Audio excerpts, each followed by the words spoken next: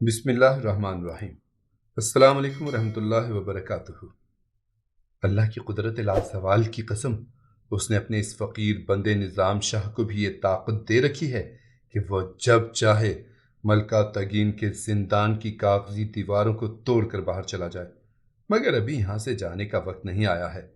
میں تم سے بہت خوش ہوں سبکتگین، مگر تم اپنے امیر سے میری رہائی کی سفارش نہ کیا کرو کہ اس کے انکار سے تمہارا دل دکھتا ہے اور پھر تمہاری خلش دل سے مجھے تکلیف پہنچتی ہے۔ گھبراؤ نہیں، یہ بہت جلد اندھیروں کا یہ کاروبار ختم ہونے والا ہے۔ سبکتگین کے ساتھ اکثر محمود بھی نظام شاہ سے ملنے کے لیے قید خانے جاتا۔ محمود کو دیکھ کر نظام شاہ کی حالت کچھ عجیب ہو جاتی۔ وہ کئی بار محمود کی پیشانی کو بوسہ دیتے اور اسے اپنے برابر بٹھا کر بہت دیر تک سر پر ہاتھ پھیرتے رہتے۔ صنم خانہ ہند کے بت شکن، اللہ تجھے اپنی حفاظت میں رکھے۔ نوعمر ہونے کے باعث محمود نظام شاہ کی ان باتوں کا مفہوم سمجھنے سے قاصر رہتا، مگر سبکتگین کی آنکھوں میں کئی خواب لہرا کر رہ جاتے۔ ارمغانہ بہت خوش تھی کہ اس نے چند ہی دنوں میں پری تگین کے دل و دماغ پر مکمل غلبہ حاصل کر لیا تھا۔ یہ ارمغانہ کے فتنہ انگیز حسن کی کرشمہ سازی تھی کہ پری تگین جیسا عیار انسان اپنی بیوی کی آنکھوں سے دیکھتا اور اس کے دماغ سے سوچنے کی کوشش کرتا۔ پھر ایک دن موقع پا کر ارمغانہ نے اپنے دل میں چھپی ہوئی ساری خباثتوں کا زہر پری تگین کے سامنے اگل دیا۔ سردار، ارمغانہ نے ایک خاص ادا کے ساتھ کہا، آپ کے اقتدار کو سبکتگین اور پھر اس کے جوان ہوتے ہوئے بیٹے محمود سے بہت خطرہ ہے۔ ان دونوں کے علاوہ ایک تیسرا شخص نظام شاہ جادوگر بھی ہے جس کی شدہ بازیاں کسی نہ کسی دن رنگ لا سکتی ہیں۔ میں چاہتی ہوں کہ آپ جلد از جلد ان تینوں فتنوں سے نجات حاصل کر لیں۔ پری تگین بہت غور سے اپنی بیوی کی گفتگو سنتا رہا۔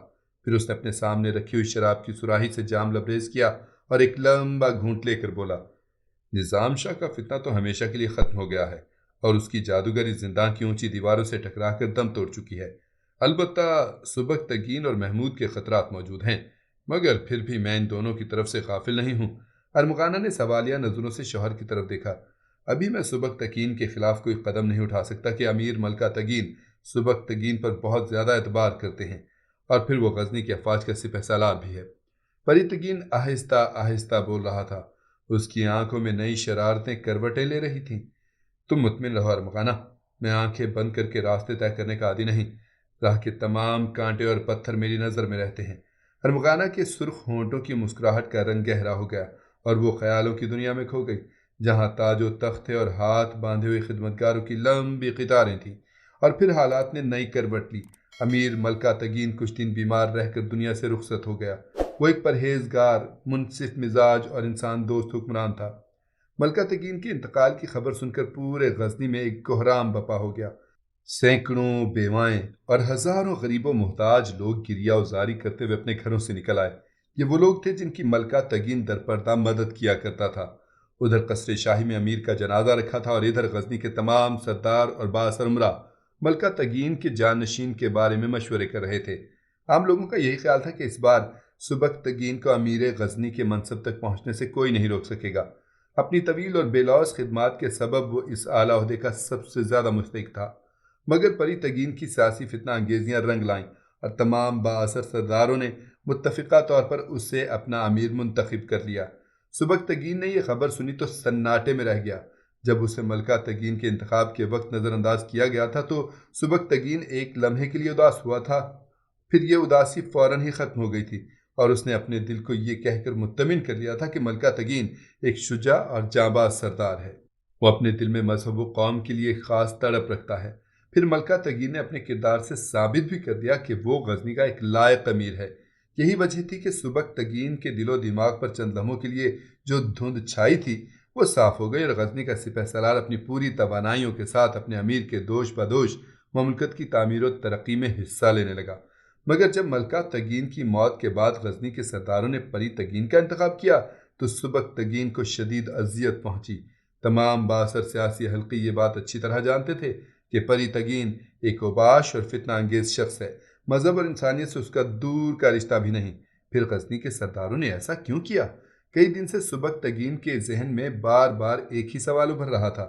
اسے اہل اقتدار کے فیصلے سے بڑی مایوسی ہوئی اور اسی مایوسی کے عالم میں پری تگین نے اسے اپنی خلوت گاہ میں طلب کرتے ہوئے کہا، سبکتگین، اب تمہارے کیا ارادے ہیں؟ پری تگین نے اونچی آواز میں غزنی کے سپہ سالار سے پوچھا۔ سبکتگین نے فوراً ہی محسوس کر لیا کہ یہ دوست کا نہیں بلکہ کسی آمر کا لہجہ ہے، اور پری تگین اس کے سامنے اپنے اقتدار کی نمائش کر رہا ہے۔ امیر، میں آپ کی بات کا مفہوم نہیں سمجھا، سبکتگین نے حیرت زدہ لہجے میں کہا۔ میں واضح الفاظ میں بات کرنے کا عادی ہوں۔ یہ کہتے ہوئے پری تگین کی پیشانی پر کئی بل پڑ گئے تھے۔ میں نے اپنی تاج پوشی کے وقت تمہارے چہرے پر وہ خوشی نہیں دیکھی جو غزنی کے دوسرے عمرہ کے چہروں پر کسی فانوس کی طرح روشن تھی۔ پری تگین کی آواز کچھ اور بلند ہو گئی تھی۔ میں نے تمہارے چہرے پر دھوئیں کا ایک گہرا بادل دیکھا جو میری حکومت کے لیے کوئی نیک شگن نہیں ہو سکتا۔ پھر جب تم نے مجھے مبارکباد دی تھی تو تمہاری آواز بھی سرد تھی، جوش اور جذبے سے آ رہی ایک کھوکھلی آواز۔ سبکتگین نئے امیر مملکت کے اس طرز تخاطب پر حیران رہ گیا۔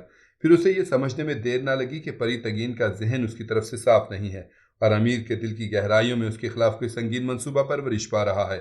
نہیں امیر، سبکتگین نے پرجوش لہجے میں کہا، آپ کی طرف سے میرے دل میں نہ کوئی غبار ہے نہ کوئی دھواں۔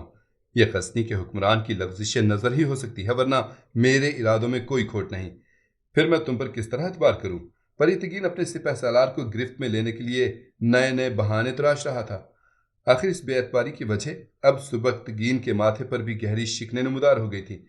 پہلے امیر ایلب تگین، پھر امیر ابو اسحاق، پھر امیر ملکہ تگین۔ غزنی کی یہ تمام امیر مجھ پر اعتبار کرتے تھے۔ کیا کسی دور میں میری وفاداریوں پر شک کا اظہار کیا گیا؟ پری تگین جانتا تھا کہ سبکتگین بے داغ کردار کا مالک ہے، اس لیے وہ کھل کر اپنے سپہ سالار پر کوئی تہمت نہیں لگا سکتا تھا۔ مجبوراً اس نے نئی چال چلی۔ میں گزرے زمانے کے خوابوں سے چلنے کا عادی نہیں ہوں، مجھے صرف زمانہ حال سے دلچسپی ہے، اور میرا حال یہ ہے کہ میں تم سے تمہاری وفاداریوں کا ثبوت طلب کرتا ہوں۔ میں امیر کو یہ ثبوت کس طرح فراہم کر سکوں گا؟ سبکتگین نے وقت کی رفتار کو پہچان لیا تھا اور اس کا شک یقین میں تبدیل ہو گیا تھا کہ پری تگین اس کے لیے اپنے دل میں پرخاش رکھتا ہے اور اسے برطرف کرنے کا کوئی معقول جواز تلاش کر رہا ہے۔ تم وہ ثبوت پیش کرنے میں ناکام ہو چکے ہو، پری تگین نے تیز لہجے میں کہا۔ ہم کئی دنوں سے خاموشی کے ساتھ تمہارے چہرے کا جائزہ لے رہے تھے، اور تمہارا چہرہ ہم سے بار بار یہی کہتا ہے کہ تم ہمارے ساتھ مخلص نہیں ہو۔ آخر امیر نے میرے خلوص کو ناپنے کے لیے کون سا پیمانہ مقرر کیا ہے؟ اب سبکتگین کی آواز سے بھی کسی قدر سختی جھلک رہی تھی۔ اگر تم مجھ سے مخلص ہوتے تو اب تک میرے آستانہ جلال پر خم ہو چکے ہوتے۔ پری تگین طے کر چکا تھا کہ وہ سبکتگین کو اپنے بچھائے ہوئے جال کے پھندے کاٹنے نہیں دے گا۔ وہ سازش کی ریشمی ڈوریوں کو مسلسل کھینچتا ہی جا رہا تھا۔ تمہارا اٹھا ہوا سر اور بے رنگ چہرے کا تناؤ ہم سے چیخ چیخ کر کہہ رہے ہیں کہ تم امیر غزنی کے وفادار نہیں ہو۔ امیر، یہ بڑی سنگین تہمت ہے۔ سبکتگین کی قوت برداشت جواب دے گئی اور اس کا چہرہ غصے سے سرخ ہو گیا۔ میں اپنے خلوص اور وفاداری کا ثبوت فراہم کرنے کے لیے امیر کو سجدہ نہیں کر سکتا، تو پھر تم اپنی تلوار کھول کر ہمارے قدموں میں رکھ دو۔ پری تگین نے غضبناک لہجے میں کہا، تم اس منصب کے اہل نہیں ہو۔ جب تم اپنے عہد کی حفاظت نہیں کر سکتے تو پھر غزنی کی حفاظت کس طرح کرو گے؟ اس مملکت کا ایک ایک فرد جانتا ہے کہ گزشتہ 15 سال سے غزنی کی سرحدوں پر آہنی چٹان کی مانند کھڑا ہوں۔ اگرچہ سبکتگین ادب کے دائرے میں بول رہا تھا، لیکن اس کی آواز پری تگین کی آواز سے زیادہ بلند تھی۔ میرا یہ دعویٰ نہیں کہ میں اس مملکت کا سب سے بہتر محافظ ہوں، مگر یہ گوارا نہیں کہ کوئی مجھے ایفائے عہد کا مفہوم سمجھائے۔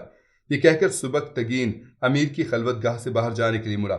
ہم تمہیں چند روز کی مہلت دیتے ہیں، پری تگین نے اپنے سپہ سالار کو پکار کر کہا۔ بہتر یہ ہے کہ تم رضاکارانہ طور پر مستعفی ہو جاؤ۔ امیر نے درپردہ اپنے اختیارات کا مظاہرہ کرتے ہوئے سبکتگین کو معزول کرنے کی دھمکی دے دی تھی۔ سبکتگین شدید اذیت میں مبتلا تھا۔ وہ ایک لمحے کے لیے ٹھہرا اور پری تگین کی طرف پشت کیے ہوئے بولا، شاید آپ کی خواہش بہت جلد پوری ہو جائے۔ میں خود بھی اس زہر آلود فضا میں زیادہ دیر تک سانس نہیں لے سکتا۔ یہ کہہ کر تیز تیز قدموں سے باہر نکل گیا۔ کچھ دیر بعد پری تگین انتہائی سرخوشی کے عالم میں اپنی بیوی ارمغانہ سے کہہ رہا تھا، سبکتگین کو معزول کرتے ہی میں اس سے اس کی زندگی بھی چھین لوں گا۔ ہاں امیر، دشمن کو کسی بھی حال میں کھلا چھوڑنا نہیں چاہیے۔ ارمغانہ نے مخمور نظروں سے شوہر کی طرف دیکھا۔ آج وہ گزشتہ دنوں سے زیادہ آراستہ اور دلکش نظر آ رہی تھی۔ بابا جان بھی یہی کہتے ہیں۔ اسد شیرازی کے نام پر غزنی کا اوباش حکمران چونکا۔ تمہارے بابا جان کا کیا کہتا ہے؟ وہ تو بہت بڑے ماہر نجوم ہیں، یہ انہی کی پیش گوئی تھی کہ آپ کو اقتدار حاصل ہو جائے گا۔ ارمغانہ نے ایک احساس غرور کے ساتھ کہا۔ بابا جان نے یہ دعویٰ بھی کیا ہے کہ آپ آہستہ آہستہ اپنے تمام دشمنوں پر غلبہ پا لیں گے اور آپ کا دور اقتدار غزنی کے تمام امیروں سے زیادہ طویل ہوگا۔ خدا کرے ایسا ہی ہو، پری تگین نے ارمغانہ کے ریشمی آنچل سے کھیلتے ہوئے کہا۔ میں چاہتا ہوں کہ سبکتگین اپنی مرضی سے استعفیٰ دے دے، اس طرح مجھے اس سے نجات حاصل کرنے میں بہت آسانی ہو جائے گی۔ اگر میں اسے جبراً معزول کرتا ہوں تو غزنی کے افواج میں ایک انتشار پیدا ہو جائے گا، اور پھر یہی انتشار بڑھتے بڑھتے بغاوت کی شکل بھی اختیار کر سکتا ہے۔ اس کے استعفیٰ دینے کی صورت میں مجھے یہ رعایت حاصل ہوگی کہ دشمن کا ایک سپاہی بھی میرے خلاف سوچنے کی ہمت نہیں کرے گا۔ پھر میں سبکتگین کو زندان کے اندھیروں میں غرق کر دوں گا، اور میرے معتبر خدمتگار اسے آہستہ آہستہ اثر کرنے والا زہر دے کر ہلاک کر ڈالیں گے۔ اس طرح میرا دامن بھی سبکتگین کے خون کے چھینٹوں سے پاک رہے گا، اور یہ فتنہ بھی سیاست کے افق پر ہمیشہ کے لیے غروب ہو جائے گا۔ پری تگین نے ارمغانہ کو اپنے منصوبے کی تفصیلات بتاتے ہوئے کہا، بہت شاندار۔ ارمغانہ نے پرجوش لہجے میں کہا اور شراب کا نیا جام لبریز کر کے شوہر کی طرف بڑھایا، بہت بے داغ منصوبہ ہے، مجھے اس میں کہیں کوئی خامی نظر نہیں آئی۔ امیر، اس میں کوئی شک نہیں کہ آپ بے پناہ ذہن کے مالک ہیں، اور ایسے ہی ذہین انسانوں کو حکومت کرنے کا حق حاصل ہوتا ہے۔ ارمغانہ نے نہایت ہوشیاری کے ساتھ شوہر کی تعریف کی۔ پری تگین فطری طور پر ایک خوشامد پسند انسان تھا، اس لیے ارمغانہ جیسی حسین عورت کی قربت اور اقتدار کا ہوش ربا نشہ غرض ایک ہی وقت میں کئی نشے آپس میں مل گئے تھے۔ نتیجتاً پری تگین کیف و نشاط کے سمندر میں ڈوبتا چلا گیا۔ ادھر امیر غزنی ارمغانہ کے حریم ناز میں بے ہوش پڑا تھا، اور ادھر سبکتگین آدھی رات کے وقت نظام شاہ علیہ الرحمہ کے حضور دوزانوں بیٹھا آج کے واقعے کی تفصیلات سنا رہا تھا۔ نہیں سبکتگین، ہرگز نہیں، نظام شاہ نے مضطرب ہو کر اونچی آواز میں کہا، وہ فریب کار انسان تمہیں تیش دلا کر اپنا مقصد حاصل کرنا چاہتا ہے۔ اگر تم نے مشتعل ہو کر اپنے ہتھیار کھول دیے تو یاد رکھو کہ اللہ تمہارے اندازوں سے بھی زیادہ بے نیاز ہے۔ وہ کسی اور ادنا سپاہی کے ہاتھوں میں تلوار دے کر اسے سبکتگین بنا دے گا۔ پھر تم کیا کرو گے سوائے اس کے کہ ساری زندگی کا افسوس ملتے رہو، اور ایک شکست خوردہ انسان کی حیثیت سے کسی گوشائے گمنامی میں ایڑیاں رگڑ رگڑ کر مر جاؤ۔ پھر میں کیا کروں شیخ؟ سبکتگین بہت تھکا ہوا نظر آ رہا تھا۔ اپنی شمشیر کی حفاظت کرو، جس سے ایک بزدل تمہارے ہاتھوں سے چھین لینا چاہتا ہے۔ نظام شاہ نے خلاف عادت انتہائی تند و تیز لہجے میں کہا، یہ تلوار ایک امانت ہے، دنیا بھر کے مظلوم انسانوں کے حقوق کی امانت۔ اگر تم نے تلوار اپنے ہاتھوں سے پری تگین کے قدموں میں رکھی تو تم خیانت جیسے گناہ عظیم کے مرتکب ہوگے۔ ہاں، اگر کسی حادثے میں تمہارے ہاتھ ہی کٹ جائیں تو پھر تم مجبور ہو، اس صورت میں تم سے کوئی محاسبہ نہیں ہوگا۔ میری آنکھیں دیکھ رہی ہیں کہ ابھی تمہارے ہاتھ محفوظ ہیں، پھر مجھ سے ایسی مایوسی کی باتیں کیوں کرتے ہو؟ ابھی تو نفرتوں اور تلخیوں کی بہت تیز ہوائیں چلیں گی، سازشوں کے بھی طوفان آئیں گے، تو کیا تم بار بار اپنی تلوار توڑو گے؟ سبکتگین نے ندامت کے ساتھ سر جھکا لیا، شیخ میں ناسازگار ماحول سے خوفزدہ نہیں ہوں، مجھے پری تگین کے تحقیر آمیز سلوک سے شدید تکلیف پہنچی ہے۔ کس کس کی شکایت کرو گے اور کس کس کی باتوں پر اپنا دل توڑو گے؟ نظام شاہ کے لہجے سے تندی ختم ہو گئی تھی، اور اب وہ آہستہ آہستہ بول رہے تھے، ساری دنیا ہی پری تگین سے بھری ہوئی ہے، تو کیا تم دنیا چھوڑ دو گے؟ نہیں، تم ایسا نہیں کرو گے سبکتگین، تمہیں انہی زہر آلود فضاؤں میں سانس لے کر اپنی زندگی کا ثبوت فراہم کرنا ہوگا۔ جب تمہاری سانسیں رک جائیں اور موت تمہارے ارادوں پر غلبہ حاصل کر لے تو پھر تمہاری کوئی ذمہ داری باقی نہیں رہتی۔ اس وقت یہ دشمن خود ہی تمہارے ہاتھوں سے تلوار چھین لیں گے، مگر دیکھنے والا تو دیکھ رہا ہوگا کہ تلوار تم نے پھینکی ہے یا بے کسی کے عالم میں تمہارے ہاتھوں سے چھینی گئی ہے۔ ان دونوں حالتوں میں بڑا فرق ہے۔ پہلی حالت میں زندہ رہنا کہ اہل ایمان اسی طرح جیتے ہیں، دوسری حالت تو بے ضمیر اور مردہ انسانوں کا طریقہ ہے جو تمہیں ذلت کی موت اور زندگی سے محفوظ رکھے۔ سبکتگین نئے حوصلے کے ساتھ اٹھا اور زندان سے نکل کر محل کی طرف چلا آیا۔ دوسرے دن پری تگین نے غزنی کے سپہ سالار کو اپنی خلوت میں طلب کرتے ہوئے کہا، مجھے یقین ہے کہ اب تک کسی نتیجے پر پہنچ چکے ہوگے۔ ہاں امیر محترم، میں نے فیصلہ کر لیا ہے، سبکتگین نے نہایت شائستہ اور ٹھہرے ہوئے لہجے میں کہا۔ اس کے چہرے پر غصے اور کدورت کا ہلکا سا بھی غبار نہیں تھا۔ میں بھی یہی چاہتا ہوں کہ تم خوش دلی کے ساتھ رخصت ہو جاؤ۔ پری تگین نے مسکراتے ہوئے کہا، تمہارے استعفے کے بعد تمہیں ایک بڑی جاگیر حاصل ہو جائے گی، جہاں تم ایک خاموش مگر پرسکون زندگی گزار سکو گے۔ پری تگین کے ہونٹوں پر ایک معنی خیز تبسم تھا، اور آنکھوں میں بار بار ایک وحشیانہ چمک کروٹیں لے رہی تھی۔ سبکتگین نے پری تگین کی دھمکی نما پیشکش کا کیا جواب دیا؟ انکار کر دیا، یہ تلوار کھول کے اس کے قدموں میں رکھ دی۔ سنسنی خیز داستان میں آگے کیا ہوا، اگلے حصے میں ملاحظہ فرمائیے۔